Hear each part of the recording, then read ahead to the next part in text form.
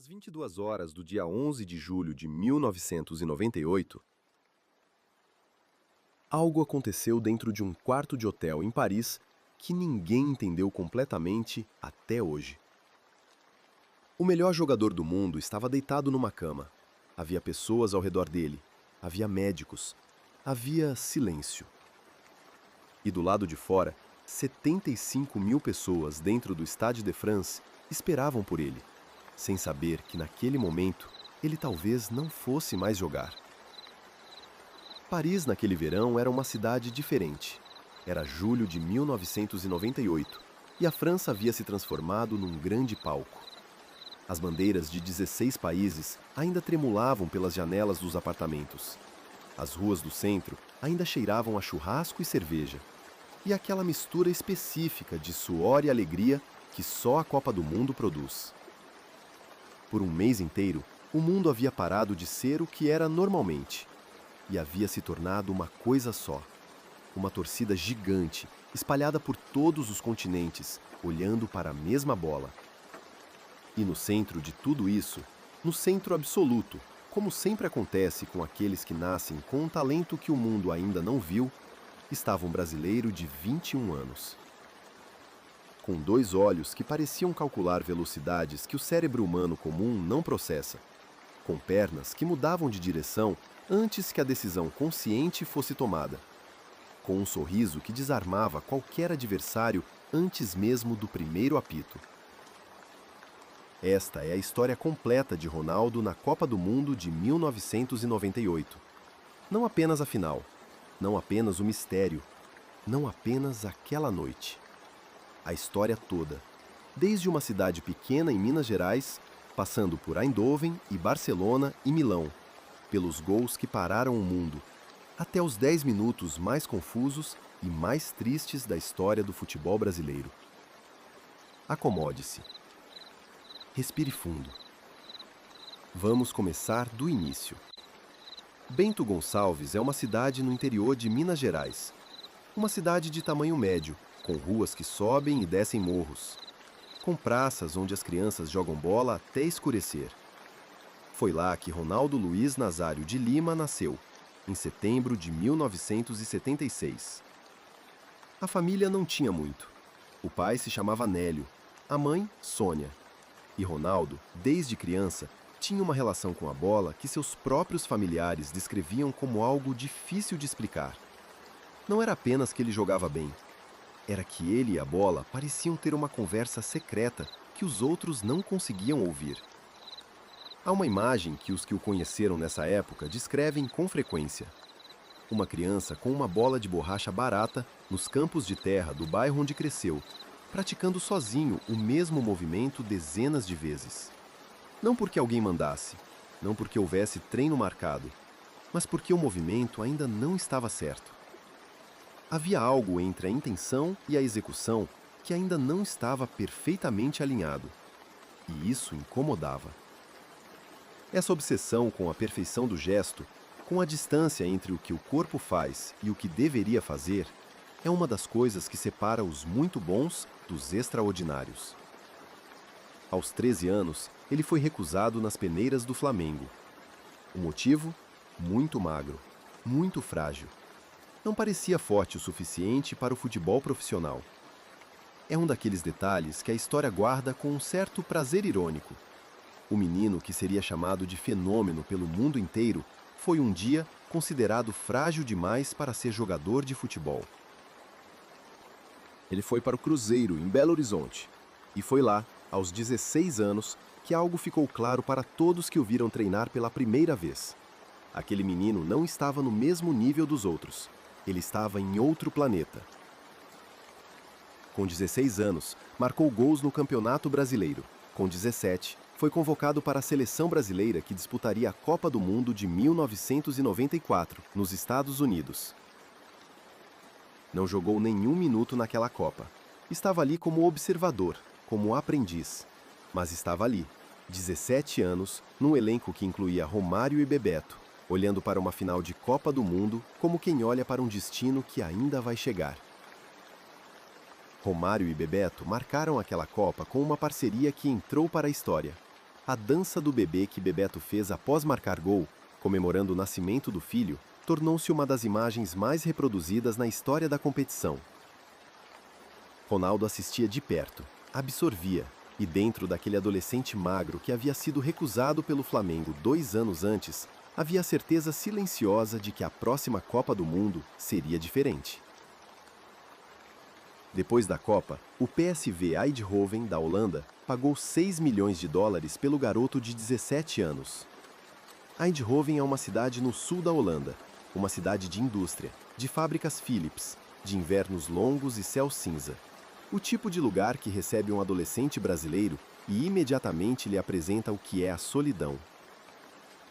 Ronaldo chegou sem falar holandês, sem conhecer ninguém, numa cidade que era o oposto climático e cultural de tudo que ele havia conhecido. Mas jogou. Em 2 temporadas no PSV, marcou 54 gols. 54! E o mundo do futebol europeu começou a fazer aquela coisa que faz, quando percebe que algo incomum está surgindo. Começou a prestar atenção. Em 1996, o Barcelona pagou 32 milhões de dólares por ele. 32 milhões de dólares por um garoto de 19 anos. Na época, foi o valor mais alto já pago por um jogador na história do futebol.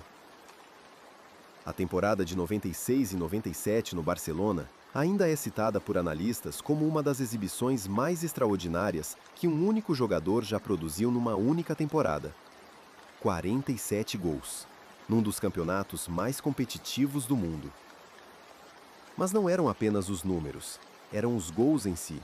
Havia um gol contra o Compostela, em que Ronaldo recebeu a bola no campo de defesa, driblou 4 jogadores em linha reta, como se fossem estacas fixadas no gramado, entrou na área e bateu no canto com uma frieza que fez o estádio inteiro ficar em silêncio por 1 segundo, antes de explodir.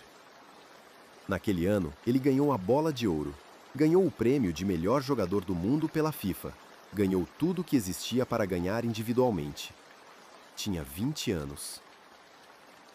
Então o Inter de Milão chegou com uma proposta que o Barcelona não conseguiu recusar, e Ronaldo foi para a Itália.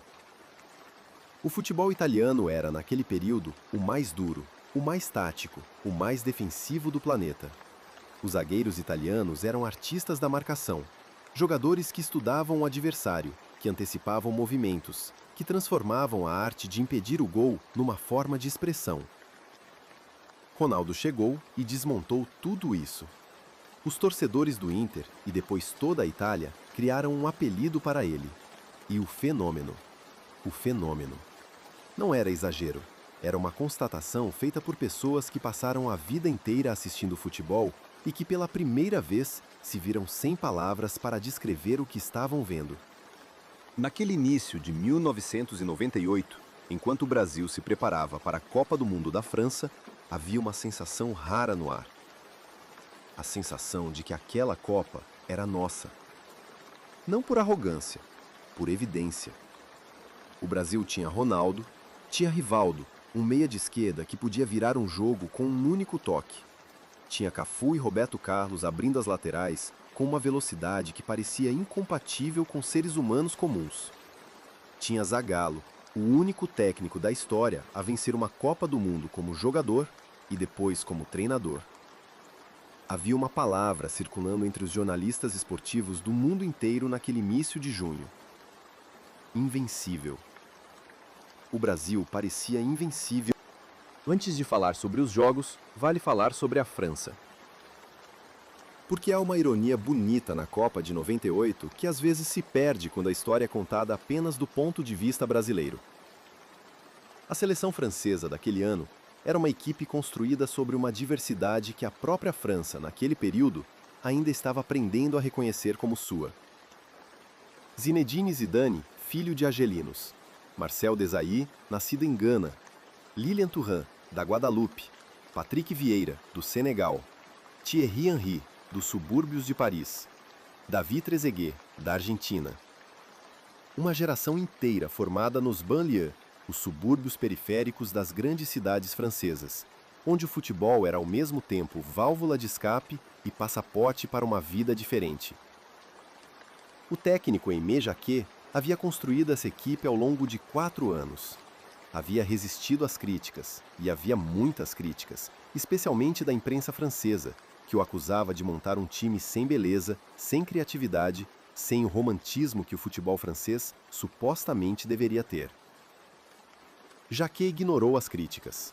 Construiu uma equipe que sabia exatamente o que era e o que queria ser, organizada, disciplinada, capaz de absorver a pressão adversária e converter em gol qualquer oportunidade que aparecesse.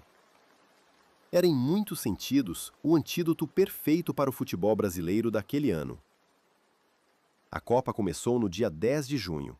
O Brasil estreou contra a Escócia, um jogo de adaptação, 2-1, com Ronaldo criando 3 chances claras, mas sem marcar. Na segunda rodada, o Marrocos. Foi nesse jogo que o mundo lembrou, caso houvesse esquecido, com quem estava lidando. O gol de Ronaldo saiu aos 20 minutos do segundo tempo. Ele recebeu a bola de lado, no limite da grande área. O zagueiro marroquino se posicionou entre ele e o gol, uma posição que contra qualquer outro jogador do mundo seria suficiente. Ronaldo girou sobre o próprio eixo, com uma velocidade que fez o zagueiro parar completamente, o cérebro recusando aceitar a informação que os olhos enviavam. E o chute, preciso, no canto esquerdo do goleiro. 3-0, o Brasil na segunda fase. Depois o Chile, nas oitavas, 4-1, Ronaldo marcou 2 vezes. E então as quartas de final, a Dinamarca. O primeiro gol aconteceu aos 26 minutos. Ronaldo recebeu a bola de costas para o gol, com 2 zagueiros dinamarqueses entre ele e a trave. Fez uma coisa que os defensores chamam de imprevisível, um toque curto para o lado, criando 1 centímetro de espaço que não existia, e então o chute, antes que qualquer um dos dois pudesse reagir. O segundo gol foi o tipo de gol em que a bola entra simplesmente porque o jogador é bom demais para que a defesa importe. 3-2, Brasil nas semifinais. A semifinal foi contra a Holanda. Terminou em 1-1 após 90 minutos. A prorrogação não resolveu. Pênaltis. Ronaldo bateu o seu como quem bate um pênalti de treino num dia de sol. A bola entrou no canto que ele havia escolhido antes de começar a corrida, e o goleiro holandês não chegou perto. Brasil na final. Do outro lado esperava a França. E do outro lado estava também Zinedine Zidane, filho de imigrantes argelinos, criado nos bairros populares do sul da França, um meia diferente de todos que vieram antes. Não pela velocidade, não pela força, pela inteligência do movimento, pelo dom de aparecer no lugar exato, no momento exato, como se ele lesse o jogo 2 segundos à frente de todos os outros. Os franceses o chamavam de Le Magicien, o mágico. A final estava marcada para o dia 12 de julho. As casas de apostas inglesas davam a vitória brasileira como provável. Mas havia uma tensão diferente no ar nos dias que antecederam o jogo. Como se o futebol soubesse que estava prestes a contar uma história que ninguém havia escrito ainda. A noite anterior mudaria tudo. O Château de Grande Romaine fica em Lesigny, a 40 minutos ao sul de Paris. Uma propriedade antiga, cercada de floresta, com aquela tranquilidade específica do interior francês. O tipo de lugar onde o silêncio da noite é completo. Sem tráfego, sem sirenes, apenas o som do vento e dos pássaros noturnos. A delegação brasileira havia se instalado lá desde o início do torneio. Ronaldo, segundo relatos de companheiros, era um dos mais tranquilos nas tardes de espera. Havia nele uma capacidade de habitar o presente que os psicólogos esportivos chamam de foco e que os jogadores simplesmente chamam de estar no jogo. Na tarde de 11 de julho, o clima era de confiança controlada. Os jogadores treinaram levemente pela manhã. Zagallo fez as últimas orientações táticas depois do almoço. Os jogadores ouviram, fizeram perguntas e então foram para os quartos descansar. Ronaldo dividia quarto com Roberto Carlos. Os dois eram amigos de seleção há anos. O tipo de amizade em que a presença do outro é suficiente, sem precisar de conversa constante. Eles foram dormir por volta das 10h30 da noite. A final começava em menos de 24 horas. O que aconteceu nas horas seguintes nunca foi completamente esclarecido. Existem versões. Existem declarações que se contradizem. Existem silêncios que dizem tanto quanto as palavras. Por volta de meia-noite, Ronaldo começou a convulsionar. Roberto Carlos acordou com os movimentos do companheiro de quarto. Aquele tipo de acordar que não é gradual, que é imediato, total, gerado por um movimento que o cérebro classifica automaticamente como errado. Ele viu Ronaldo e compreendeu que algo estava muito errado. Saiu do quarto correndo, bateu na porta ao lado, gritou. Em segundos, havia membros da comissão técnica no corredor. O médico da seleção, Lídio Toledo, foi chamado. E então, um especialista externo, contactado às pressas, que chegou ao hotel em menos de 1 hora. Ronaldo estava consciente quando os médicos chegaram, mas estava desorientado, assustado. Havia aquela expressão nos olhos de quem acabou de viver algo que o corpo reconhece como ameaçador, mas que a mente ainda não consegue processar.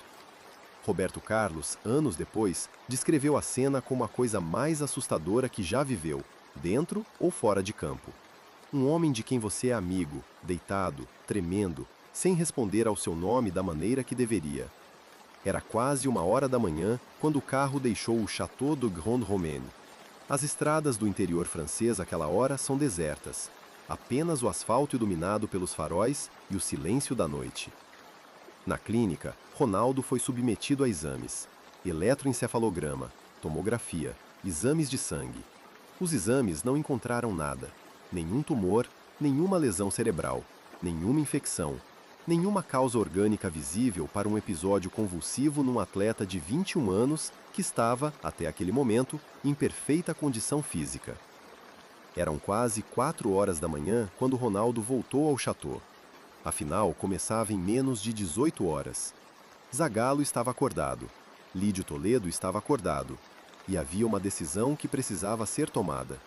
Nenhuma das opções era boa. Ronaldo em campo carregava um risco que nenhum médico responsável poderia ignorar. Um episódio convulsivo sem causa identificada, num atleta prestes a submeter o corpo a 90 minutos de esforço máximo, sob uma pressão que não tem paralelo no esporte. Ronaldo, fora da final, carregava outro tipo de risco. O de tirar de um atleta, no momento mais importante de sua vida, a possibilidade de competir. O que pesa mais? A segurança de um atleta ou o desejo dele de competir? Quem decide isso? A solução encontrada foi adiar a decisão. Esperar para ver como Ronaldo estaria de manhã. Quando acordou, segundo ele mesmo contaria depois, se sentiu bem. Não normal. Havia algo diferente, uma leveza estranha, uma distância entre ele e o mundo que não era física, mas bem o suficiente para querer jogar. Às 14 horas do dia 12 de julho, a lista oficial de titulares do Brasil chegou à FIFA. O nome de Ronaldo não estava nela. Em seu lugar, Edmundo. A notícia correu o mundo em minutos. Os jornalistas que aguardavam no Stade de France olharam para a lista com uma expressão de incredulidade que nenhum deles esqueceria. Havia aquela sensação específica de quem está testemunhando história. Não a história gloriosa, mas a história que vai deixar uma pergunta sem resposta por décadas. O Brasil ia jogar a final de uma Copa do Mundo sem Ronaldo? E então, e aqui a história fica ainda mais estranha, uma segunda lista chegou. Cerca de 1 hora depois da primeira, com o nome de Ronaldo. A FIFA aceitou a segunda lista, e até hoje não existe uma explicação pública e definitiva sobre por que a primeira foi substituída, quem tomou a decisão e o que aconteceu naquela sala de hotel entre a publicação de uma e de outra. As teorias se multiplicaram. A mais persistente envolvia a Nike. Em 1996, a CBF havia assinado um contrato com a Nike avaliado em 160 milhões de dólares ao longo de 10 anos. O maior contrato de patrocínio esportivo já firmado na época. Uma das cláusulas desse contrato, tornada pública anos depois, quando foi investigado pelo Congresso Brasileiro, dava à Nike influência sobre certas decisões relacionadas ao elenco. A Nike também patrocinava Ronaldo pessoalmente. Tinha com ele um contrato que o tornava o rosto principal da marca no futebol mundial. Ronaldo na final da Copa do Mundo, o maior jogo do futebol, transmitido para mais de 1 bilhão de pessoas, Era um valor comercial que não tinha preço. A Nike negou qualquer envolvimento na decisão. Zagallo afirmou que a decisão foi exclusivamente médica e técnica. Lídio Toledo afirmou que Ronaldo não apresentava risco imediato. E Ronaldo afirmou que insistiu em jogar, que estava bem, que queria estar em campo. E cada uma dessas declarações é isoladamente plausível. O problema é que elas não se encaixam numa narrativa única. Formam um conjunto de versões que habitam o mesmo espaço sem se tocar. A verdade completa, se é que existe uma, ficou dentro daquele hotel. O que o mundo viu foi Ronaldo entrar em campo no Stade de France diante de 75 mil pessoas. Mas não era o mesmo Ronaldo. O Stade de France fica em Saint-Denis, ao norte de Paris. Foi construído especialmente para aquela Copa, inaugurado poucos meses antes. Mas naquela noite, com 75 mil pessoas dentro, tinha uma grandeza que a arquitetura nova não costuma ter. A multidão era principalmente francesa, uma torcida que havia esperado décadas por aquele momento. A França nunca havia ganhado uma Copa do Mundo e estava jogando em casa, na final, contra o Brasil. O barulho quando os dois times entraram em campo foi o tipo de barulho que você sente no peito antes de ouvir com os ouvidos. Havia algo naquele estádio, naquela noite, que as transmissões de televisão não conseguiam capturar completamente. Uma tensão elétrica. Aquela coisa que só existe nos jogos em que os dois times são bons o suficiente para que qualquer resultado seja possível. Observadores próximos ao aquecimento do Brasil descreveram depois o que viram. Ronaldo estava presente, corria, chutava, participava dos exercícios. Mas havia algo diferente na maneira como ele se movia. Uma certa distância entre o gesto e a intenção. Como se o corpo estivesse fazendo o que sempre fez, mas sem aquela tensão elétrica que geralmente o precede. Um dos jornalistas presentes escreveu no dia seguinte que Ronaldo parecia estar jogando com o volume abaixado. É uma descrição imperfeita, mas captura algo. A partida começou às 21 horas. Nos primeiros minutos, o Brasil tentou estabelecer o controle do jogo da maneira que havia estabelecido em todos os outros jogos do torneio, com paciência, com posse de bola, com a confiança de quem sabe que tem o melhor jogador em campo. Mas a França foi diferente, pressionando alto, fechando os espaços, tratando cada bola como se fosse a última. Aos 27 minutos, Emmanuel Petit cobrou um escanteio pela esquerda. Zinedine Zidane subiu. Zidane não era o jogador de cabeçada, mas havia algo na geometria daquele momento. A posição do corpo, o ângulo do salto, o timing perfeito, que transformou o cabeceio num gol. 1-0 para a França. Aos 45 minutos, outro escanteio de Petit. A mesma trajetória. O mesmo Zidane no segundo poste. 2-0 para a França no intervalo. O vestiário brasileiro no intervalo foi um lugar de silêncio e confusão. Havia a tentativa de montar um plano. Havia a consciência de que o plano dependia de um jogador que claramente não estava bem. E havia aquela conversa silenciosa que acontece nos vestiários. A conversa que ninguém tem em voz alta, mas que todo mundo está tendo dentro de si. A pergunta que ninguém queria fazer: o que está acontecendo com Ronaldo? Na segunda etapa, havia aquele sentimento de que a qualquer momento ele poderia acordar, que o fenômeno que havia destruído a Dinamarca, que havia humilhado defensores por toda a Europa, poderia aparecer. Por volta dos 65 minutos, ele recebeu a bola em boa posição, à entrada da área, com espaço para chutar antes que a defesa francesa se reorganizasse. Por uma fração de segundo, o estádio inteiro prendeu a respiração. O chute saiu fraco, sem o peso que deveria ter. O goleiro Fabien Barthez pegou com as duas mãos. Aos 90 minutos, Emmanuel Petit marcou o terceiro, em um contra-ataque limpo, preciso, inevitável. 3-0. O apito final soou às 23 horas e 2 minutos. A França era campeã do mundo pela primeira vez na história. E o Brasil com o melhor jogador do planeta em campo, havia perdido por 3-0, sem marcar um único gol. Ronaldo ficou no gramado. Os jogadores franceses comemoravam ao redor dele. Houve abraços, gritos, bandeiras. Saint-Denis explodia. E Ronaldo estava sentado no gramado, com os joelhos dobrados, olhando para algum ponto no horizonte do estádio que ninguém mais conseguia identificar. Não parecia devastado da maneira que alguém devastado parece.